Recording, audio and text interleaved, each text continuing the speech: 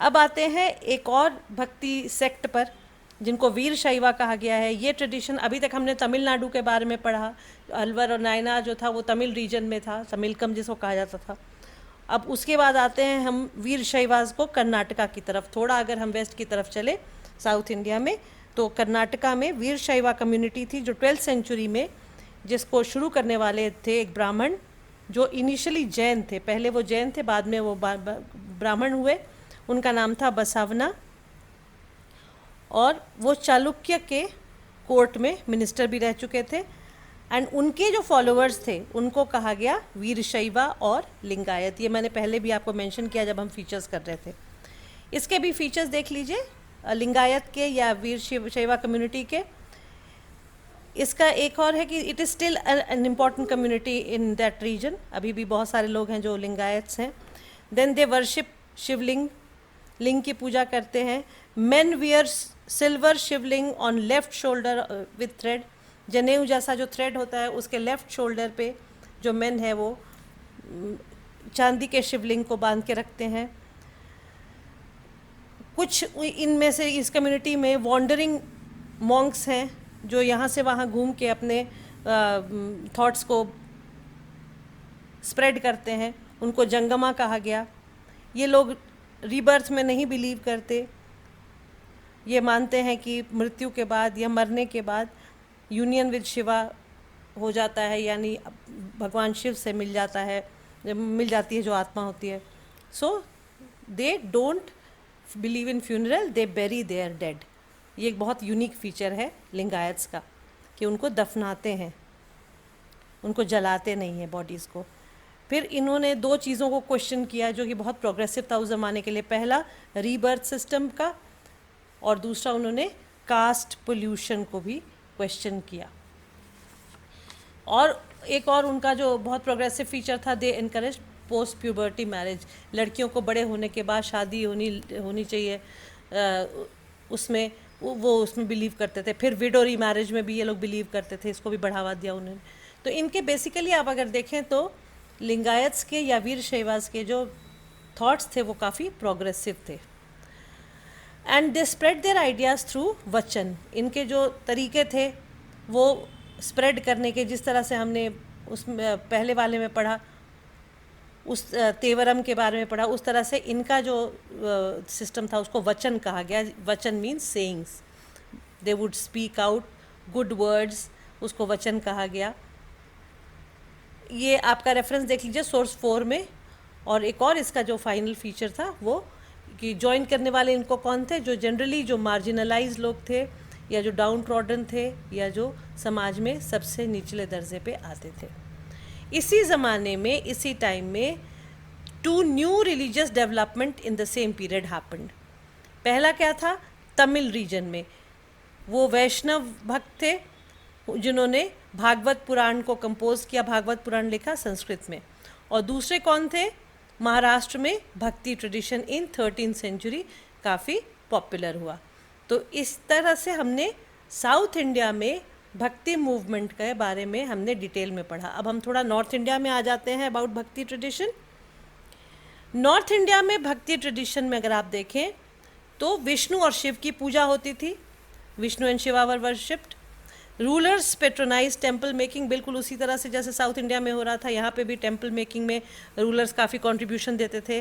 For example the Rajput states where Brahmanas were important and the Brahmanas performed rituals which was undisputed. कोई उसमें question नहीं कर सकता था।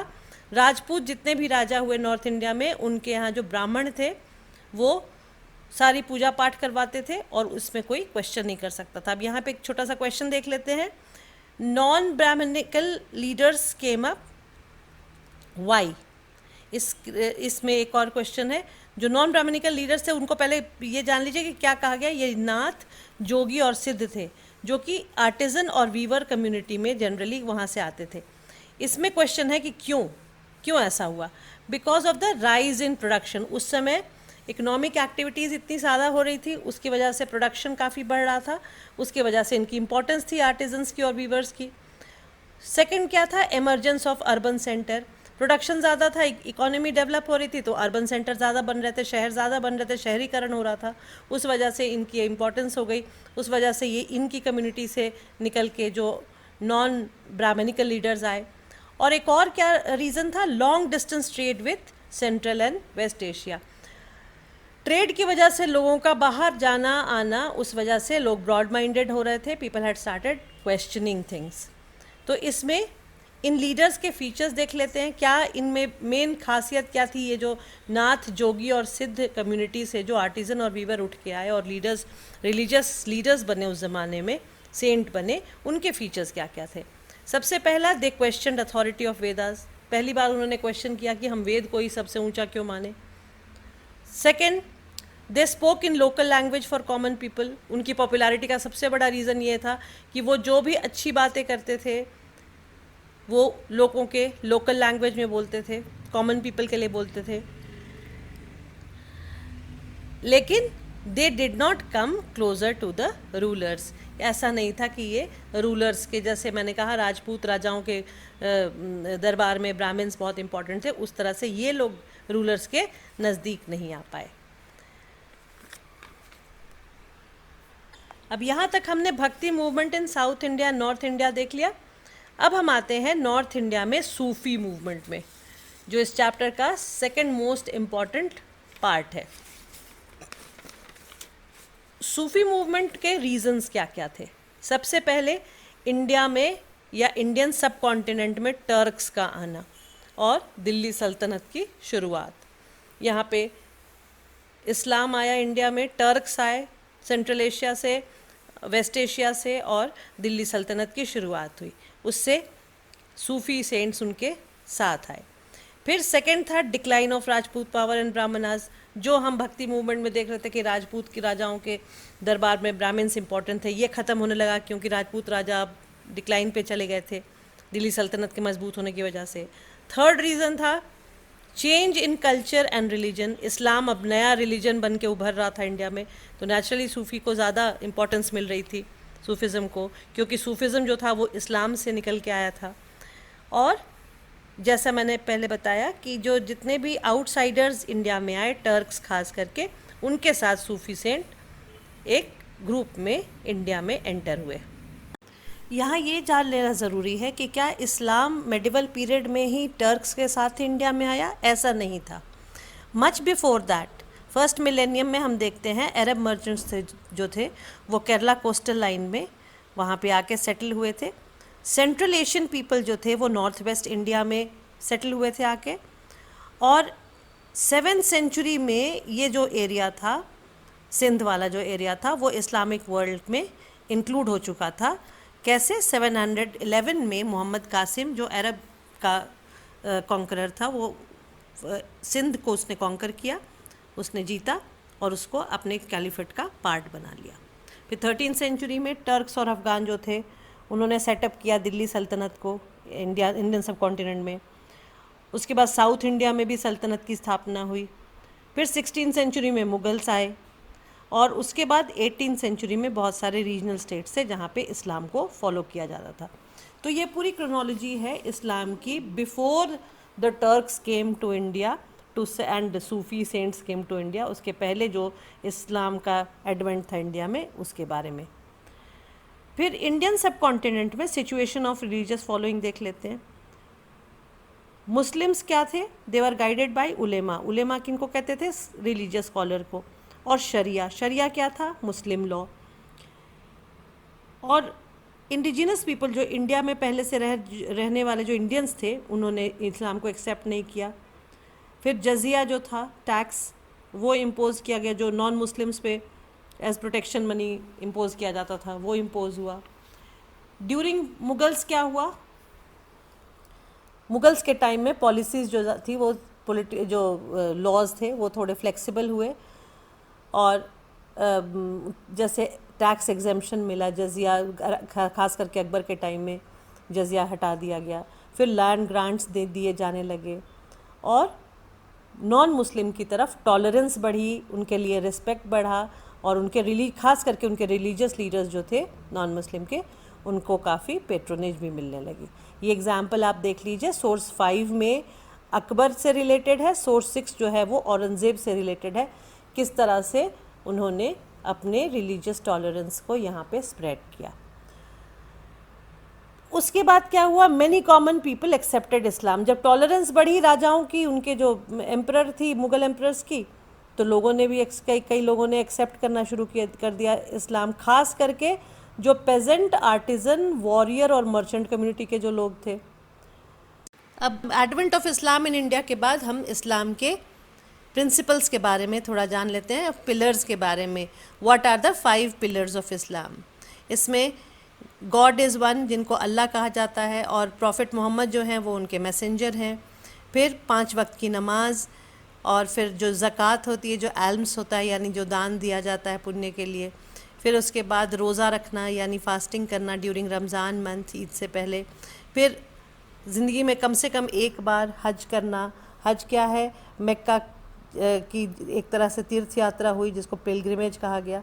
तो ये सारे जो pillars of 5 pillars of Islam, they are important, ये आपको लर्न करना होगा।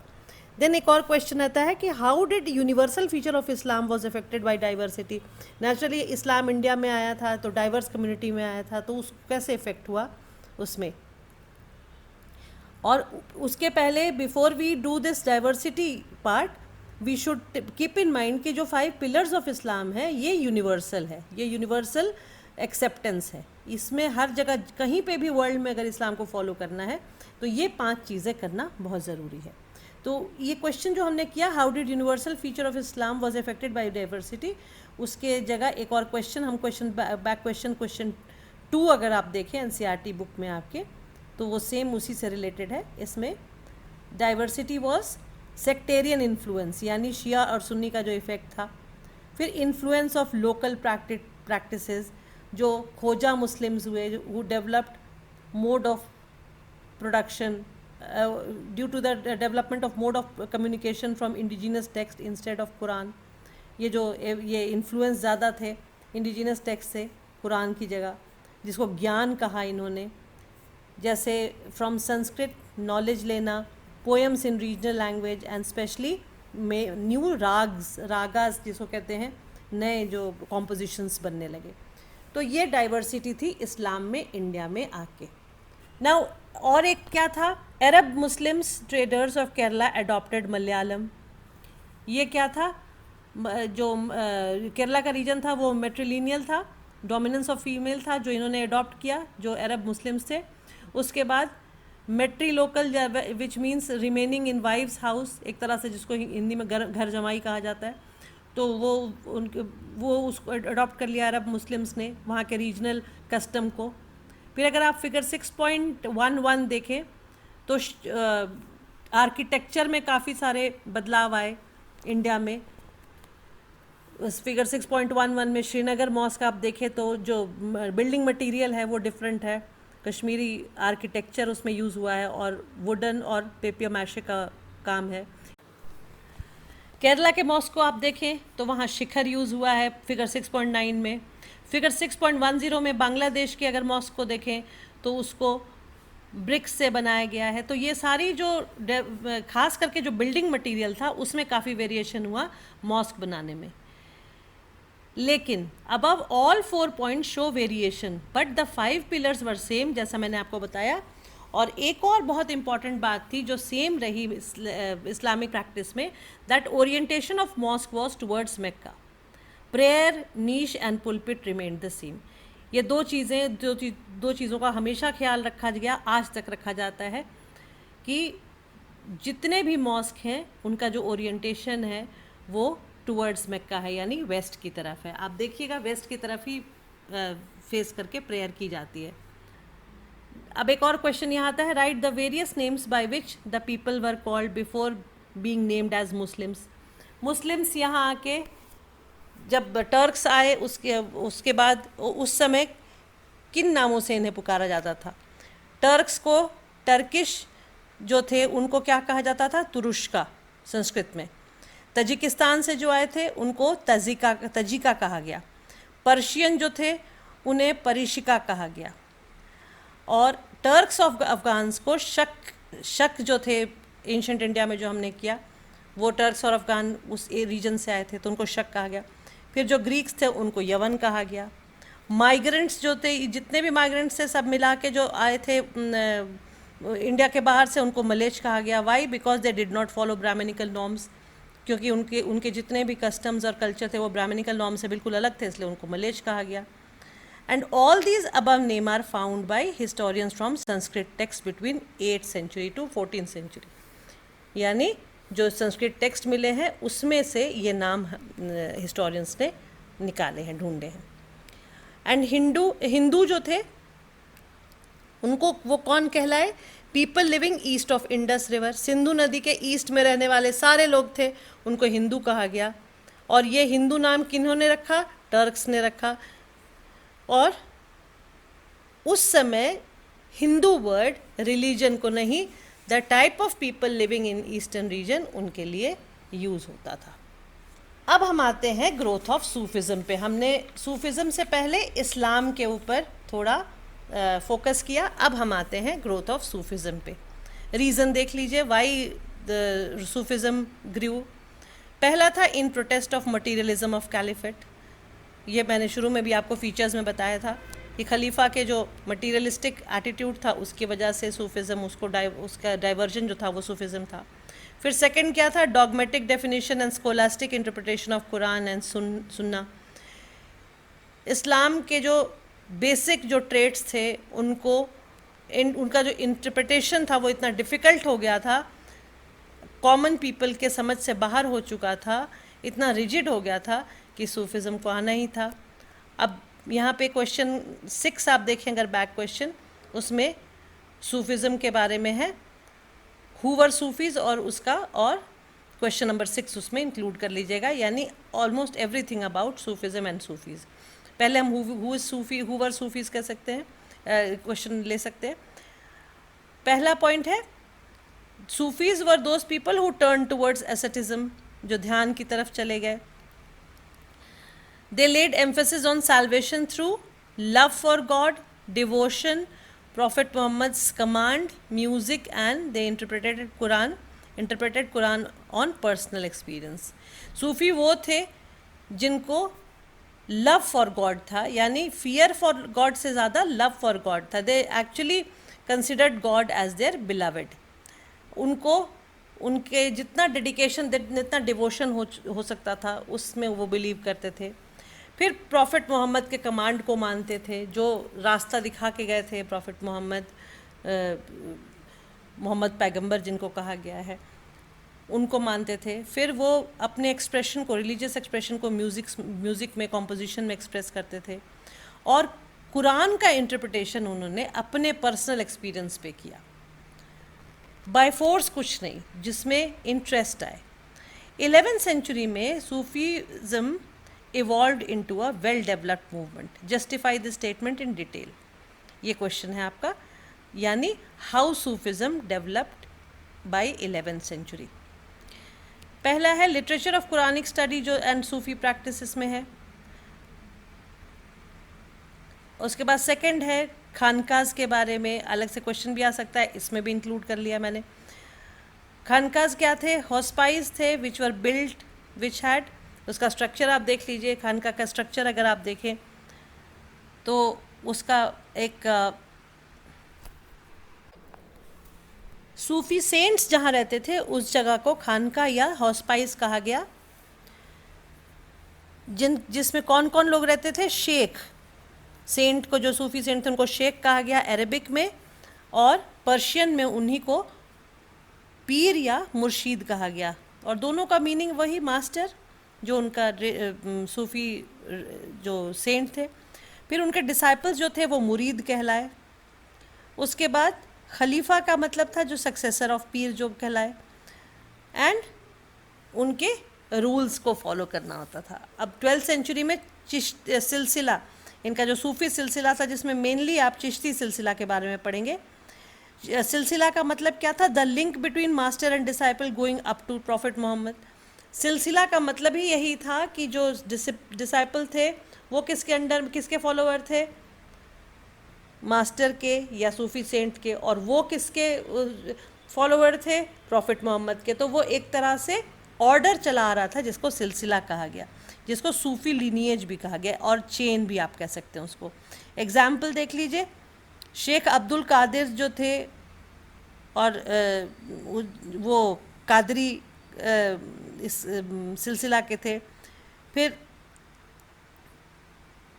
चिश्ती जो है वो एक जगह है सेंट्रल अफ़गानिस्तान में जिस कम्युनिटी में जो चिश्तीज़ आए, जो फॉर एग्ज़ाम्पल निज़ामुद्दीन की दरगाह में अगर आप देखें, when Sufi saint died his tomb shrine became dargah for devotees. फिर ज़ियारत था इसमें एक इम्पॉर्टेंट वर्ड सूफिज़म में, जिसको पिलग्रिमेज टू द टूम्ब कहा जाता था। उसके बाद उर्स किसको कहते थे? Death anniversary of Saint.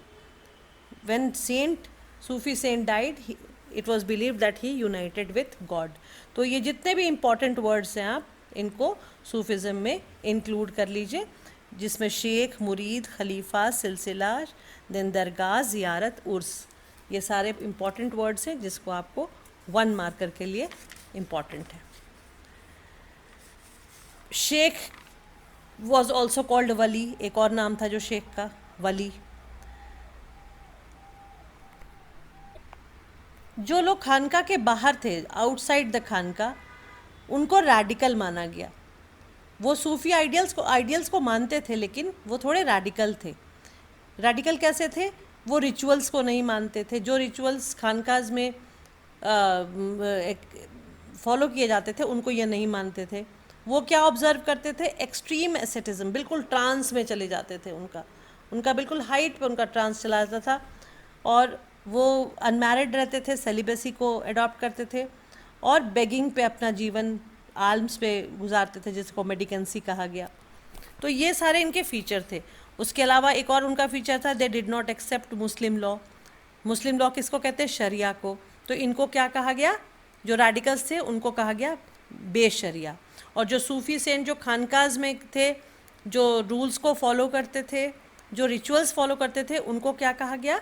बाशरिया, who accepted the Islamic law.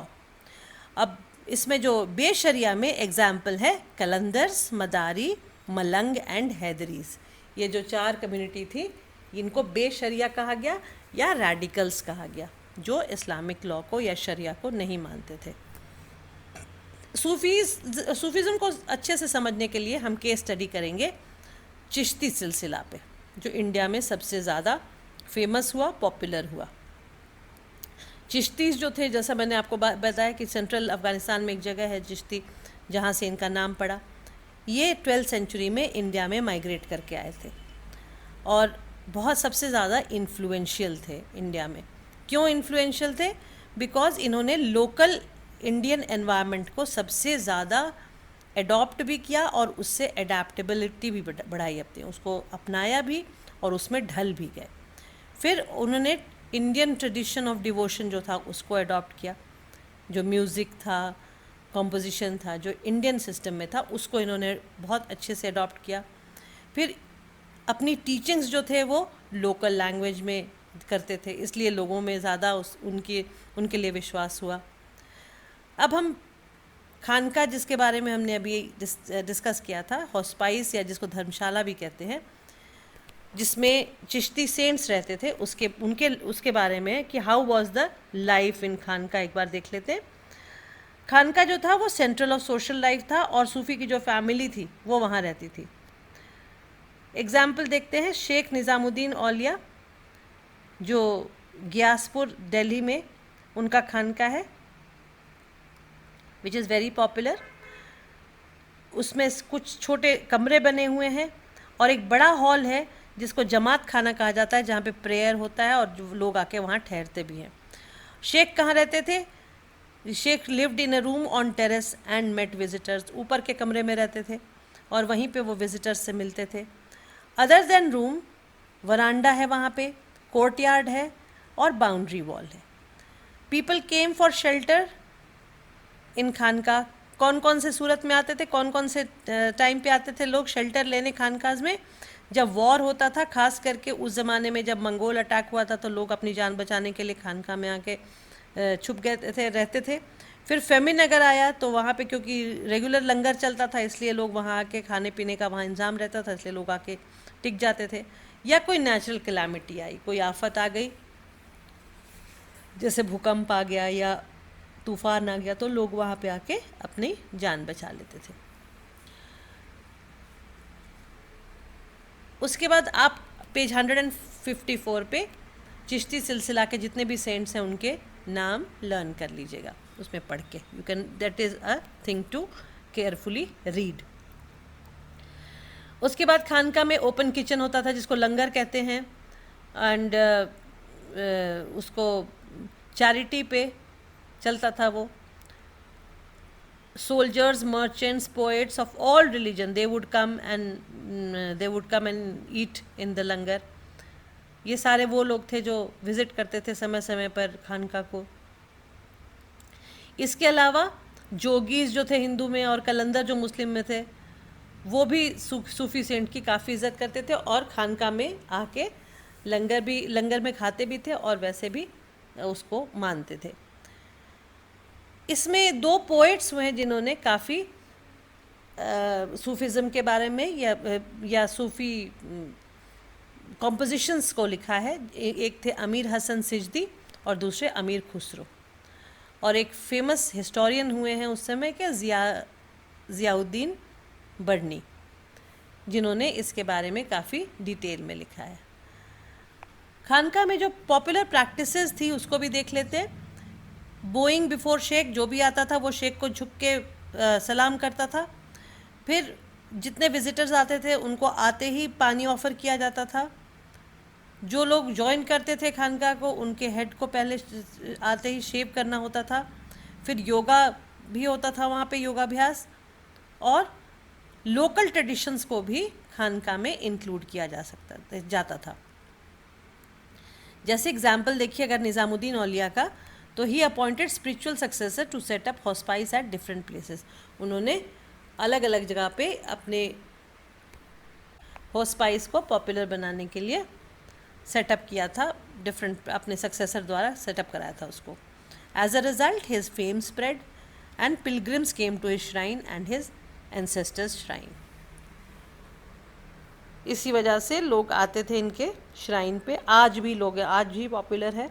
अगर आप मोइनुद्दीन चिश्ती अजमेर, ख्वाजा गरीब नवाज जिसको कहा जाता है, उनको देखें, या दिल्ली में निज़ामुद्दीन औलिया की दरगाह देखें, बोथ आर वेरी पॉपुलर। अगर प्रैक्टिसेस का सेकंड पार्ट हम देखें तो इसमें ज़ियारत था। ज़ियारत का मतलब pilgrimage, which was visit to the tomb to seek spiritual grace, बरकत के लिए लोग जाते थे। फिर इसमें कौन कौन से दरगाह को, जो 5 चिश्ती दरगाह है उसको लोग विज़िट करते थे, आज भी करते हैं, आज भी इक्वली पॉपुलर है। सबसे जो रिवियर्ड या रिस्पेक्टेड चिश्ती हुए हैं वो है ख्वाजा मोइनुद्दीन चिश्ती, जिनको मैंने अभी बताया आपको कि गरीब नवाज भी कहते हैं, और उनकी दरगाह कहाँ पे है, राजस्थान में अजमेर शरीफ में। यहाँ पे क्वेश्चन आता है about this Ajmer Sharif dargah, name the royal visitor to Ajmer Sharif dargah. ये आपका 1 मार्कर या शॉर्ट आंसर में आ सकता है। इसमें 2-3 आपको यहाँ पे रॉयल विजिटर्स के नाम मिलेंगे। पहले थे मोहम्मद बिन तुगलक 14th सेंचुरी में, जो दिल्ली के सुल्तान थे, who was the first sultan to visit dargah. Second जो थे मालवा के सुल्तान थे Ghiyasuddin Khalji, in 15th century he funded the construction of tomb. वहाँ पे जो टूम बनाया तो उसमें उन्होंने फंडिंग की थी। और अकबर जो फेमस मुग़ल एम्परर थे 16th सेंचुरी में, ही विजिटेड दरगाह 14 टाइम्स। किस लिए 14 बार आए? ब्लेसिंग्स के लिए। कौन कौन सी ब्लेसिंग्स के लिए? नए कॉन्क्वेस्ट पे जब जाते थे, और अपने जितने भी कुछ मन्नत पूरी हो जाती थी, फुलफिलमेंट ऑफ वाउज में आते थे, और बेटों के जन्म के लिए, बर्थ ऑफ सन्स। तो ये 3 मेजर उनका पर्पस था अकबर का, बार बार विज़िट करने का, और बार बार विज़िट करने में 14 टाइम्स वो आए थे। अजमेर शरीफ की पॉपुलैरिटी का क्या रीज़न था? The reason for Ajmer Sharif popularity, पहला, it was located on trade route linking Delhi and Gujarat. And second क्या था? Visit of royalty. पहले तो ट्रेड रूट में पड़ता था, तो लोग जाते समय मत्था टेक के जाते थे कि अच्छा व्यापार हो। वापसी में जब सक्सेसफुली व्यापार करके आते थे या ट्रेड करके आते थे, तो थैंक्स गिविंग करते हुए आते थे।